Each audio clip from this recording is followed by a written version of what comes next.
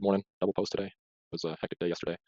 Today I'm going to be training on getting the beneficiary's phone number. So some carriers require this, some don't. I think it's pretty useful just to introduce yourself and make sure they do have a direct line of contact with you, just because if you don't have their contact and something does happen to the insured, you have no way of contacting them, and you just have to hope that either the carrier reaches out or that the beneficiary did get your contact information from the insured. So I think it's very useful just as a practical thing, like, hey, this is how you contact me, so I can help you with the claims process if anything does happen. And when you do contact the beneficiary, you can just reach out to them, make yourself known, and just basically probe like, hey man, do you have any insurance? You can use it that way from Hail to Rana. You can butter them up as financially responsible. Most often the insured will say that they are financially responsible, and then you can just say something along the lines of, hey, mention the relationship, like, hey, talk to your mom. She said you're the most financially responsible. Since you are, this is how the coverage is going to work. Whenever and you go over coverage amount, all that kind of stuff. Whenever something does happen, reach out to me. I can help you with that claims process. I'm assuming because you're so financially responsible, you do have coverage in place, correct? Oh, you don't. Why is that?